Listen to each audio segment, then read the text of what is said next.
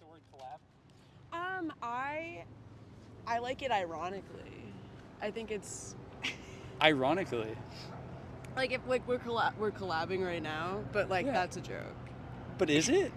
I mean, Well, that's are we? we are collaborating. In a way, but we're having a conversation, right? And then we're gonna use it to our collaboration. I think insinuates that you're making some sort of profit off of it.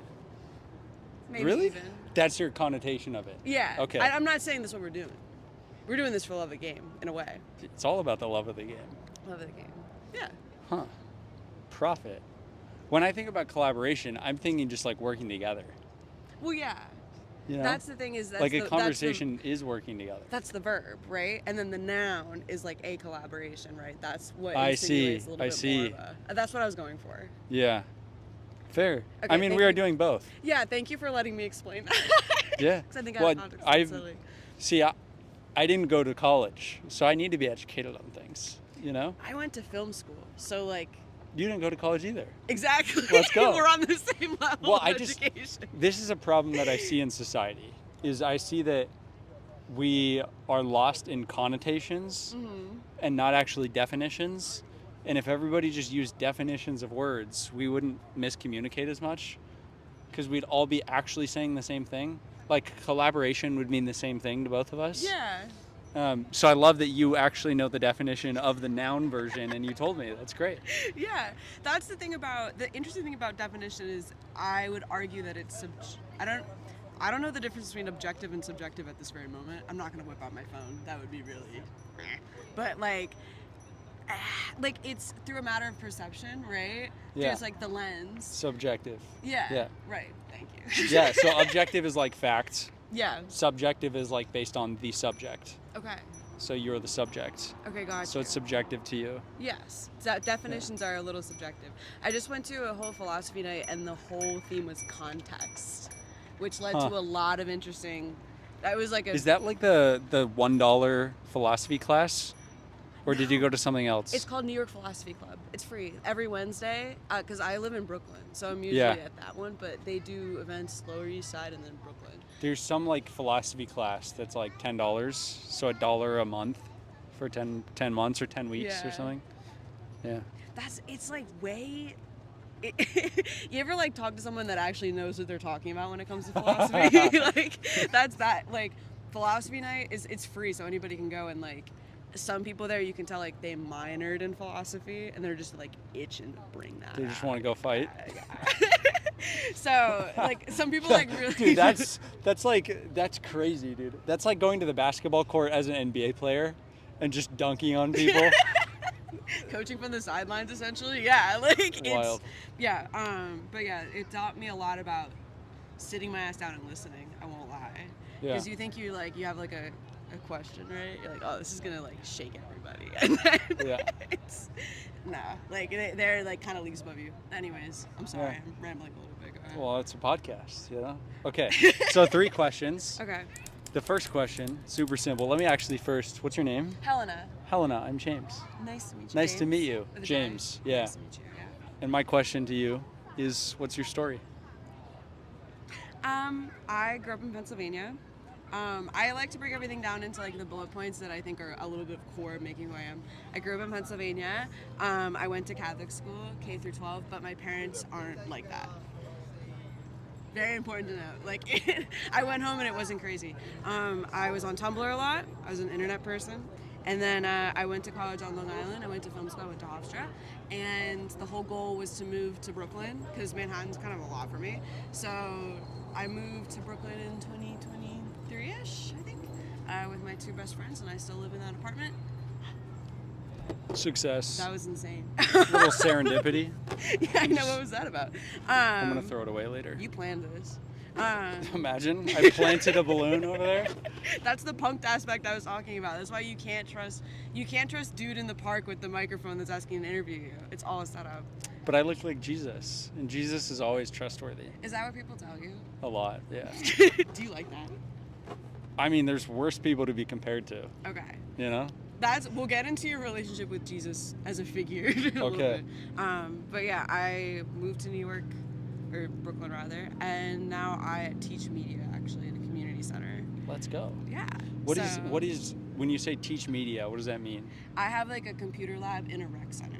So I'm in charge of the room. So there's a bunch of computers, and I also have like photography. I have a sound booth. So I do music and stuff too. Sick. So yeah, it's cool. So you teach people how to be creative. In a way. And different mediums of creativity.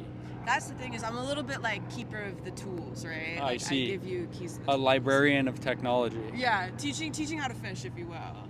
So the idea is like, you know, you have your project, and like I kind of help you, give you a little bit of the tools, right, to make that happen.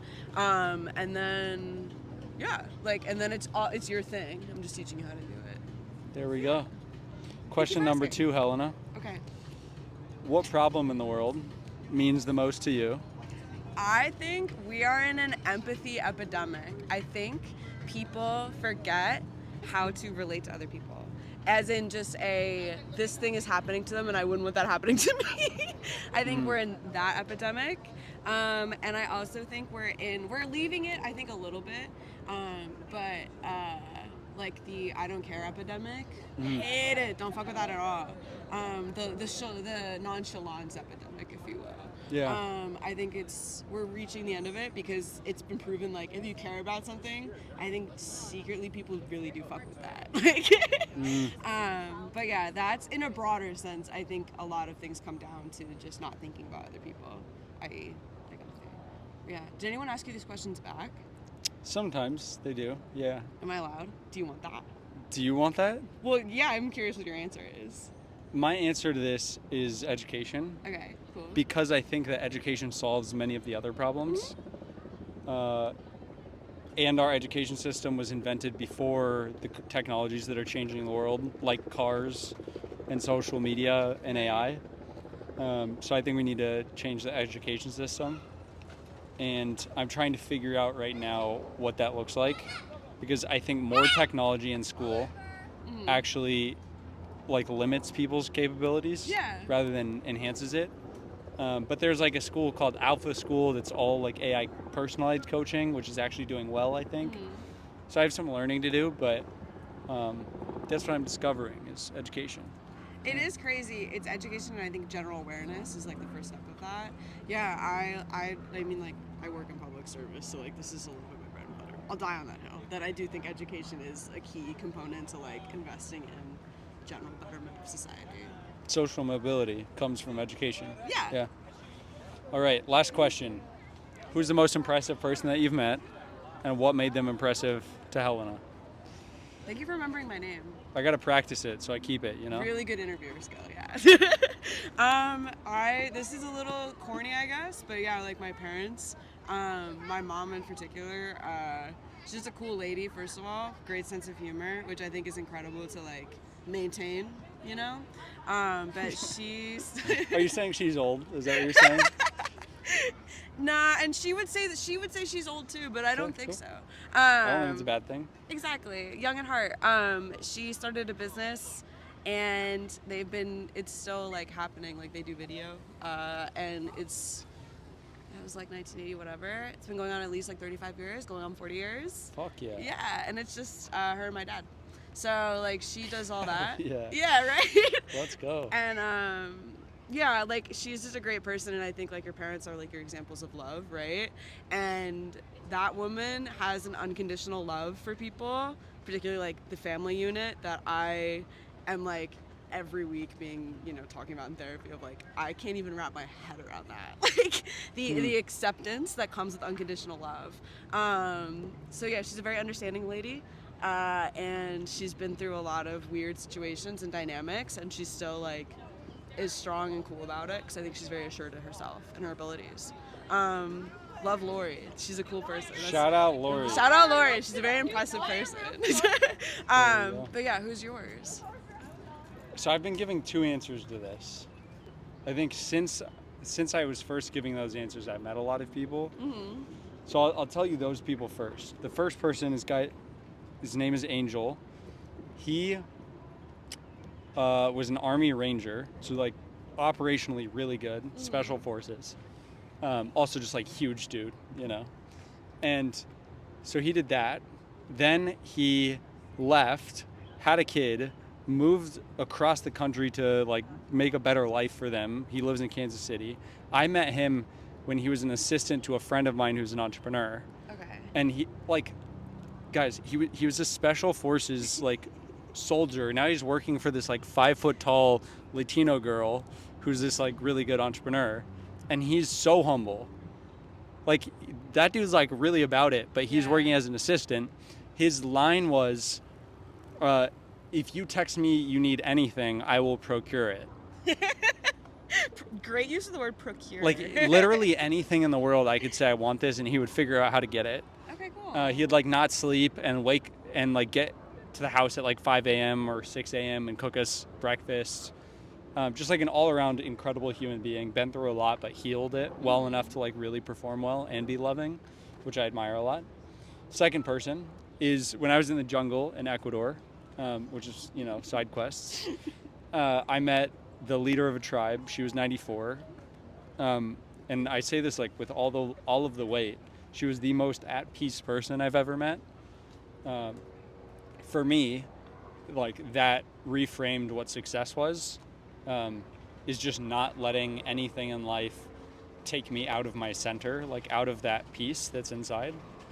Because that makes every decision, every relationship, every endeavor easier if you find your peace and you maintain that.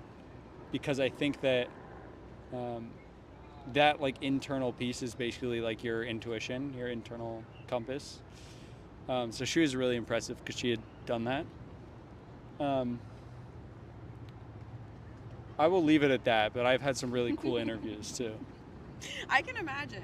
Yeah. Like the people of New York are amongst the most like lived 1,000 lives in one lifetime people. Crazy. Yeah. Like that's the thing is, as I gave you that answer, I was thinking of like 10 other people like from like my job or whatever. What are the patterns in those people? The reluctance to give up, and also I think that comes from a point of pride. But there's a guy that I'm working with at my job that actually was in the second tower of 9/11, and showing my age a little bit, I don't know anybody that went through that except for him. Yeah. So I have no like personal connection to it, but dude, like the next day went, he left the tower, saved another woman's life like on his way down, and then the next day went and gave blood and stayed and like biked down here actually where we are every day for like weeks, just trying to be there To work. and to then help. insane, and then just years of PTSD after that he's like had to come, it took years to like come to terms with it, but yeah, he also just has a life of narrowly missing catastrophic events and living with that. But I think, and that's what like the little documentary is like really about, is like his, getting through everything and like how he did it, and also talking to other people and just kind of going into how people cope.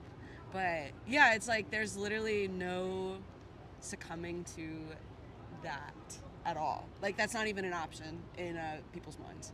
So, and I think that's a very adult and mature trait, and I think that's why I focus on it, because I'm a little envious of like, just like that's not even a thought, is like, okay, well I'm just gonna like move back in with my parents or whatever, like that's not even a consideration of like going home and giving up. So yeah, it's cool. I'm sure you meet a lot of very interesting people. How long have you been doing this? 15 days, 16 days. Okay, cool. Yeah, it's been a lot of people in 16 days, but